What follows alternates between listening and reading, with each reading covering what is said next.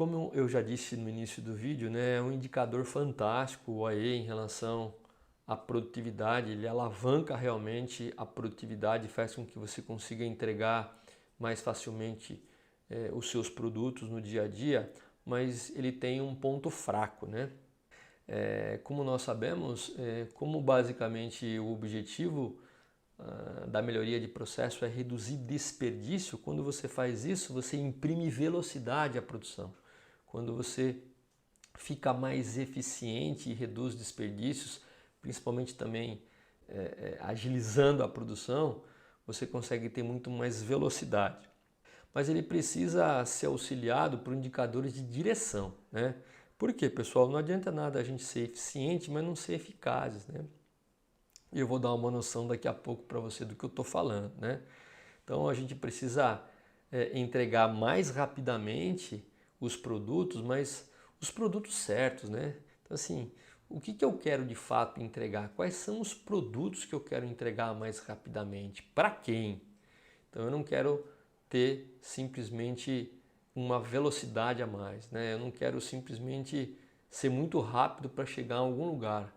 Eu preciso definir também aonde eu quero chegar, porque eu posso ser rápido, mas entregar um produto que não interessa ao cliente. Então isso são coisas realmente importantes e é o ponto fraco do OE. Ele é um indicador de muita velocidade, mas sem muita direção. Então ele tem que ter um complemento de outros indicadores.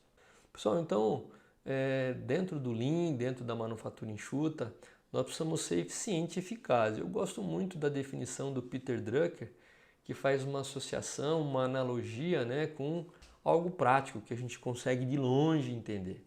Então, o que é eficiência nesse caso, né?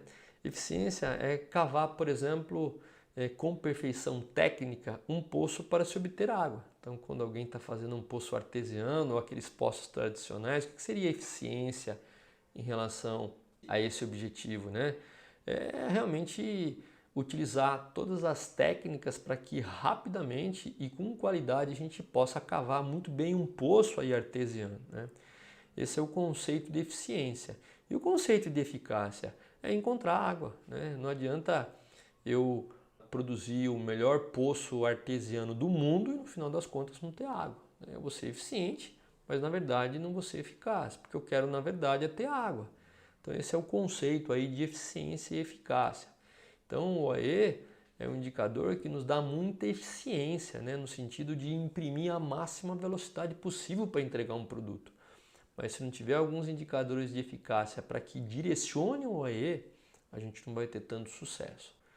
Então, qual que é um indicador aí de eficácia importante que trabalha junto com o OE? Por exemplo, é um indicador de aderência, né, que nós chamamos de aderência. O que é um indicador de aderência? É um fator, né? O que é um fator aqui nesse caso? É a quantidade que eu produzi de uma determinada peça que o PCP realmente planejou sobre aquela quantidade do turno e do dia que ele quis que planejássemos, que quis que produzíssemos. Então, na verdade, o que a gente está medindo? A quantidade certa do produto certo.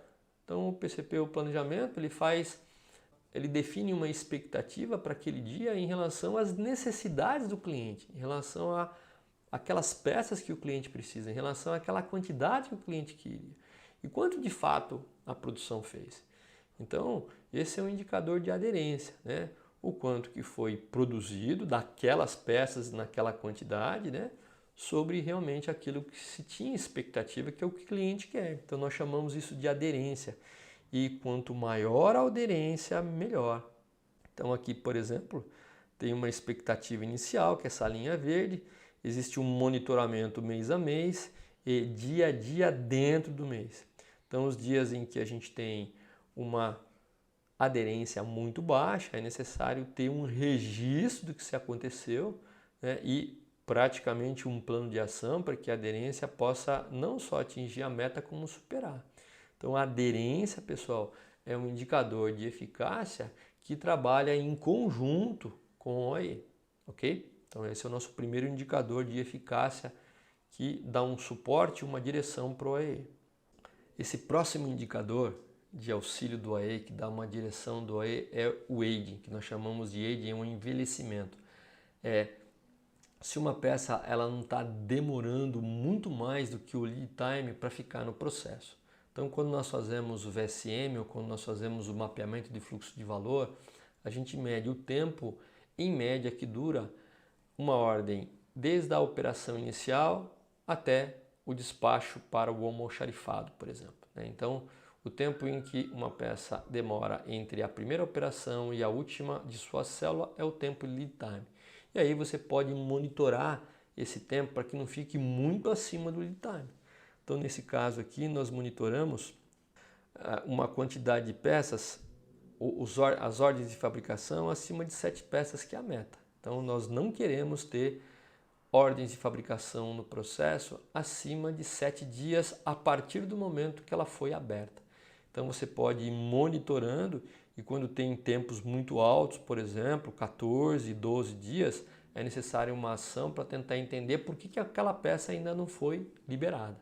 Então é um controle indireto que nós chamamos aqui de inventário ou de work in process.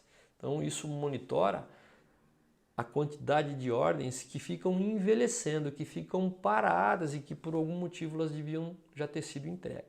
Então, esse é o segundo indicador de eficácia que, em conjunto com a E, ele dá uma direção correta para que a gente não fique com peças paradas no processo. Pessoal, a interação de indicadores. Então, o que nós vimos? Que o OE, ele precisa de mais alguns indicadores para que possa haver eficiência e eficácia na área produtiva. Então, nós mostramos aqui o indicador de OE, as suas componentes, também mostramos indicadores de aderência, que são indicadores de eficácia, e o aging. Contanto, esses 3 indicadores, eles formam um pacote que a gente acaba tendo eficiência e eficácia, que é basicamente o que a gente precisa para ter uma alta performance celular. Então o OE sozinho, ele não vai te ajudar muito, ele vai te ajudar sim a você ter velocidade, mas lembra, velocidade sem direção não traz muito resultado.